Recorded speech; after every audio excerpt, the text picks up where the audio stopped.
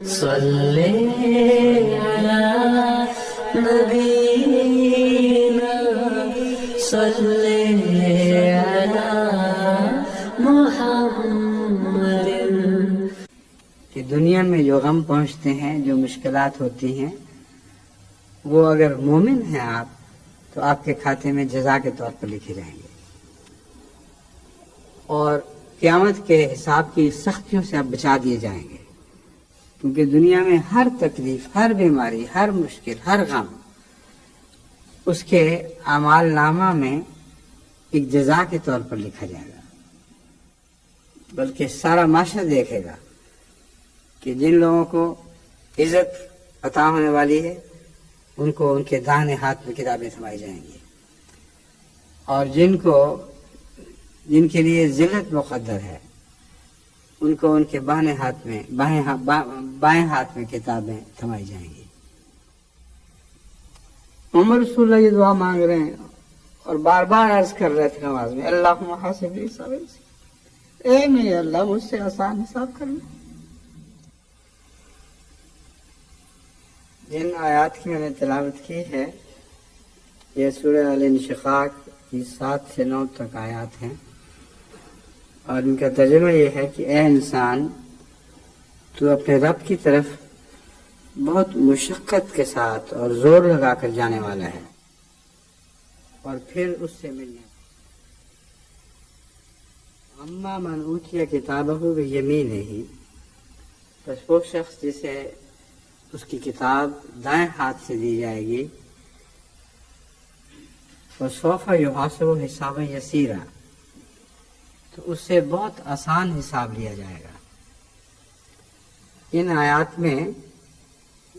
خوشخبریاں بھی ہیں اور تنبیہات بھی، اور خوشخبری تو سب سے بڑی یہی ہے کہ آخر اللہ تعالیٰ سے ملنا ہے، لیکن کس راستے سے ملنا ہے؟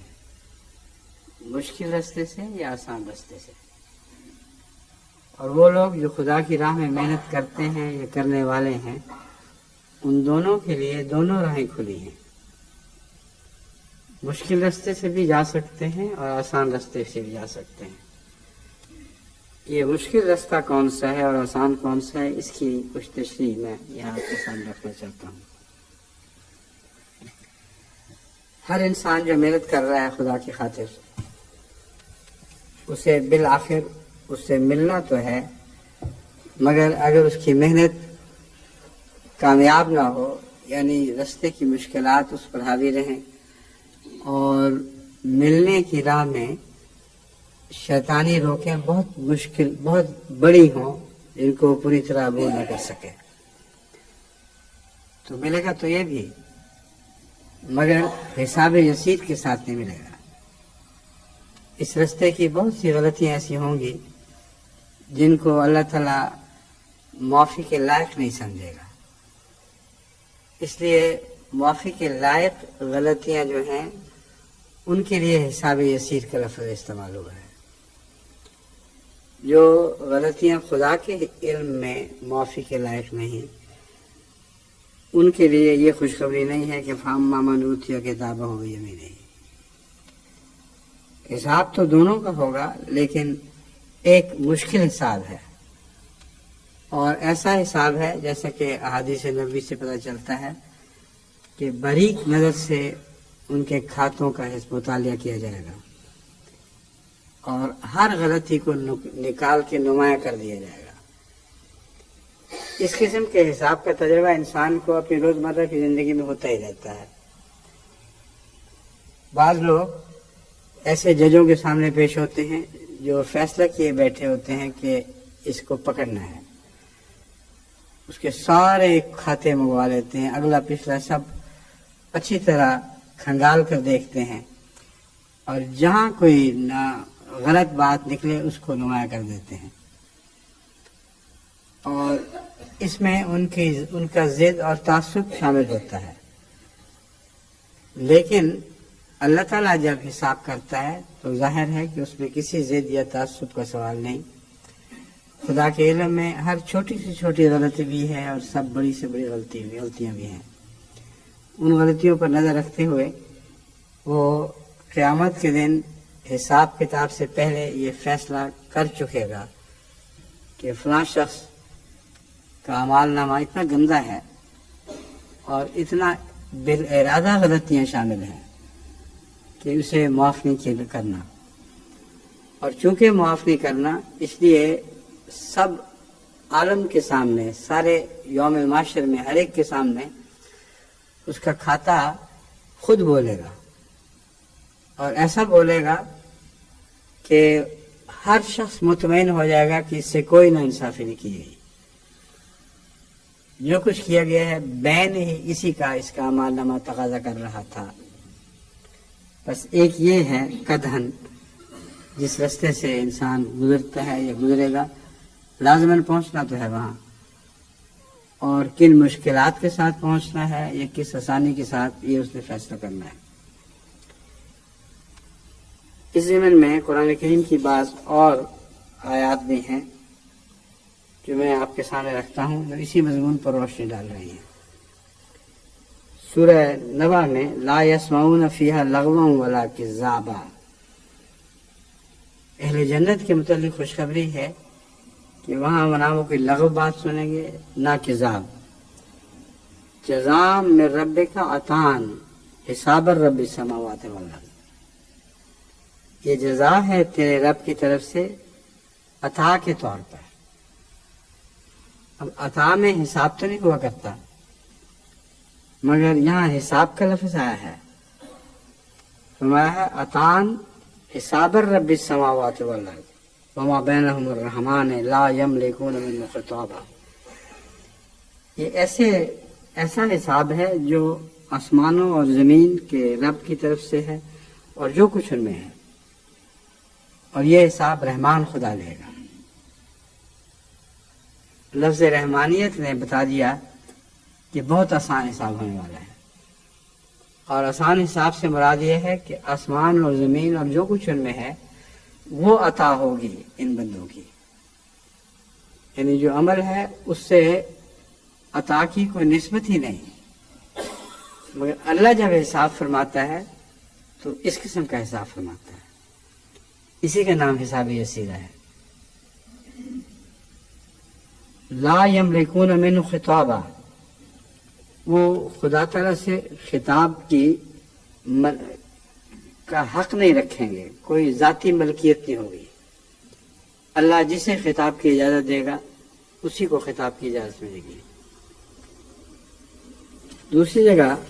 فرمایا ان الینا ایابہم، جیسا کہ سورہ جمعے کے دوران تلاوت ہونے والی سورہ غاشیہ میں بیان ہے، ان الینا ایابہم ثم ان علینا حسابہم، کہ ہم پر ہماری طرف ان کی باغیں ہیں،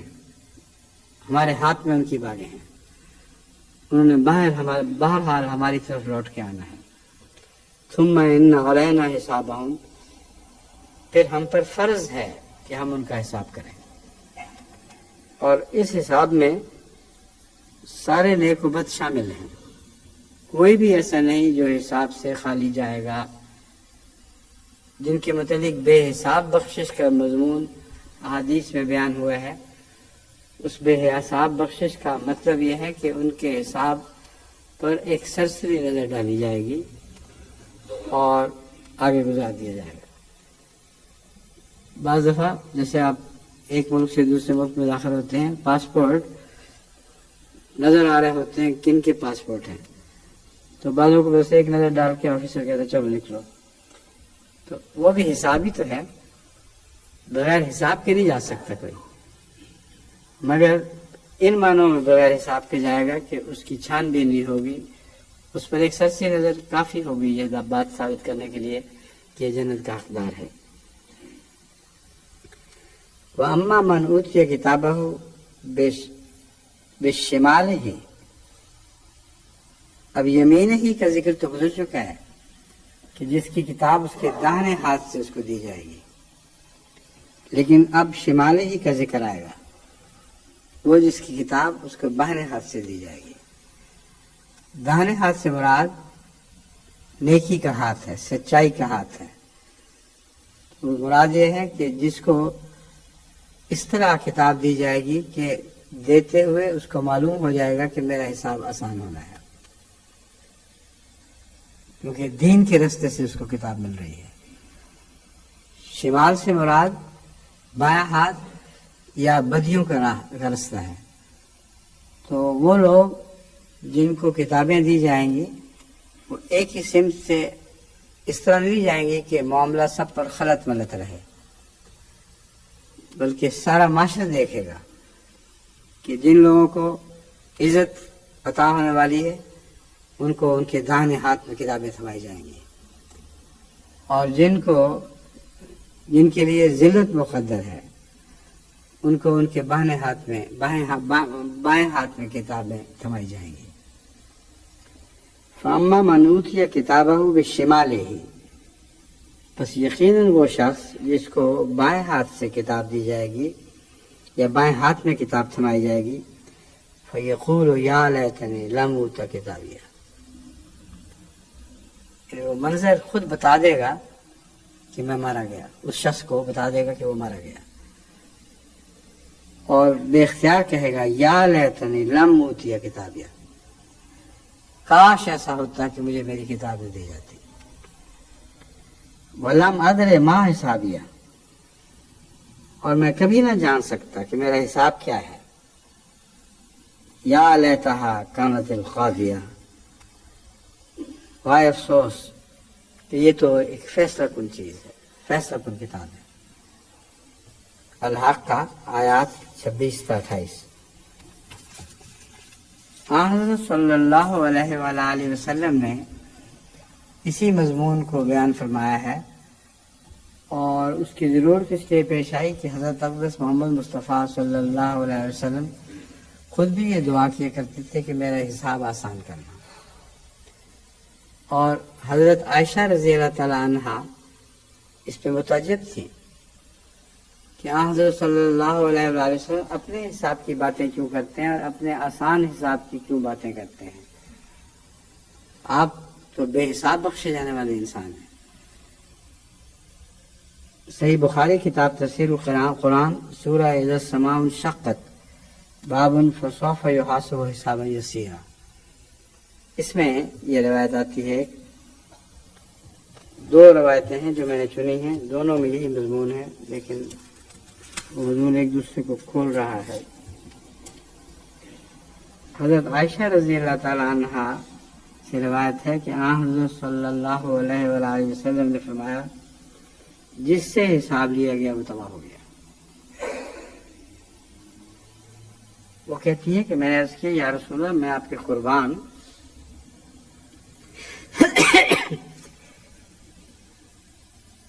کیا اللہ تعالیٰ نے یہ نہیں فرمایا اما من اوتی کتابہ بیمینہ فسوف یحاسب حسابا یسیرا؟ یہ کیا بات ہے، میں قربان آپ کی بات سچ ہے، آپ فرما رہے ہیں جس سے حساب لیا گیا وہ تباہ ہو گیا، لیکن ساتھ ہی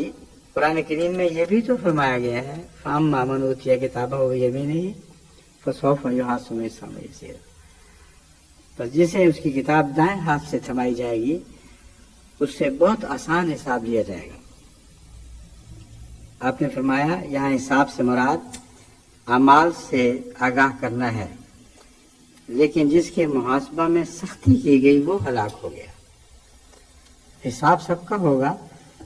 لیکن ایک حساب وہ ہے جہاں صرف اعمال سے آگاہ کرنا مقصود ہے، وہ حساب یسیر ہے، لیکن میں جو کہتا ہوں کہ ہلاک ہو گیا مراد یہ ہے کہ جس کے محاسبے میں سختی کی گئی وہ ہلاک ہو جائے گا۔ دوسری حدیث میں جو مسند احمد بن حنبل سے لی گئی ہے، حضرت عائشہ رضی اللہ تعالیٰ عنہ فرماتی ہیں کہ ایک دفعہ حضرت صلی اللہ علیہ وآلہ وسلم کو دوران نماز یہ دعا کرتے ہیں اللہم حسبنی حسابا یسیرا، اللہم حسبنی حسابا یسیرا۔ محمد رسول اللہ یہ دعا مانگ رہے ہیں اور بار بار عرض کر رہے تھے نماز میں اللہم حسبنی حسابا یسیرا، اے میرے اللہ مجھ سے آسان حساب کرنا۔ حضرت عائشہ فرماتی ہیں جب آپ نماز سے فارغ ہوئے تو میں نے عرض کی اے اللہ کے نبی حساب یسیر سے کیا مراد ہے؟ فرمایا جس کا اعمال نامہ سرسری نظر سے دیکھا گیا. جیسا کہ میں نے آپ سے عرض کی تھی کہ یہاں بھی جب بارڈر کراس کیے جاتے ہیں تو بعض پاسپورٹ صرف سرسری نظر سے دیکھے جاتے ہیں. تو یہ دعا کر رہے تھے کہ میرا حساب نامہ بھی سرسری نظر سے دیکھا جائے. اب سوال یہ پیدا ہوتا ہے کہ حضرت صلی اللہ علیہ وآلہ وسلم کیوں بے قرار ہیں، جبکہ لازماً آپ کو علم تھا کہ اگر کوئی بے حساب بخشا جا سکتا ہے تو آپ ہیں. اگر کسی کا اعمال نامہ سرسری نظر سے دیکھا جانے کے لائق ہے تو حضرت محمد رسول اللہ کا اعمال نامہ اس لائق تھا. لیکن یہ دعا کیوں کرتے ہیں کہ میرا حساب نامہ آسانی سے بے آسانی کرنا؟ اس کی وجہ وہ انکسار ہے جو حضرت صلی اللہ علیہ وآلہ وسلم کا طر امتیاز تھا،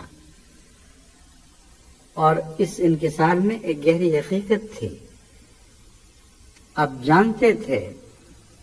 کہ آپ بھی فضل الہی کے سوا بخشے نہیں جا سکتے، اور اپنے اعمال پر ذرہ بھی فخر کی نگاہ نہیں تھی، کیونکہ جانتے تھے کہ یہ توفیق بھی تو اللہ ہی نے دی ہے، ورنہ مجھے کیسے توفیق مل سکتی تھی کہ میں ایسے اعمال بجا لاؤں. تو انکساری اور شکر کے امتزاج نے یہ دعا آپ سے کروائی ہے،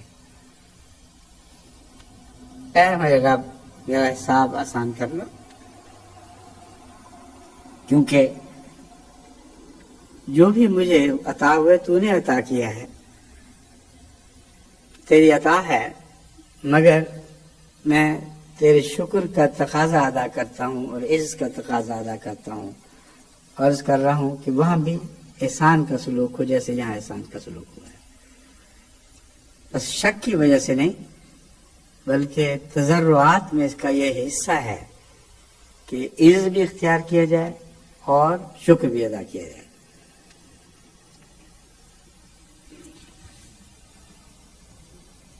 پھر فرماتے ہیں مگر اے عائشہ جس سے پوچھ گچھ کی گئی تو وہ ہلاک ہو گیا. ہر وہ مصیبت جو مومن کو پہنچتی ہے اللہ تعالیٰ اس کی وجہ سے مومن کی کوئی غلطی معاف کر دیتا ہے، حتیٰ کہ اگر اسے کوئی کانٹا بھی چبھے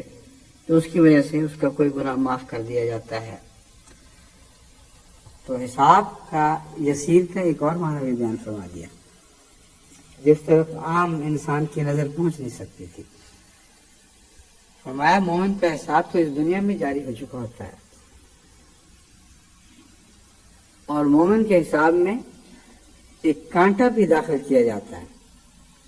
جو کانٹے کی تکلیف پہنچتی ہے گویا اس کو اپنے غلط اعمال کی جزا یہیں مل گئی ہے، اور قیامت تک پہنچنے سے پہلے اسی دنیا میں اس کا حساب چکا کر یہ فیصلہ کر دیا جاتا ہے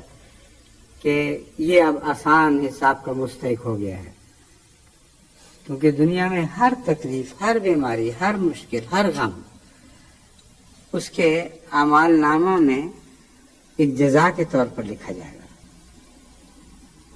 اب اس مضمون کو اگر آپ سمجھ لیں تو جو میں بار بار نصیحتیں کرتا آیا ہوں اور بعض لوگ نہیں سنتے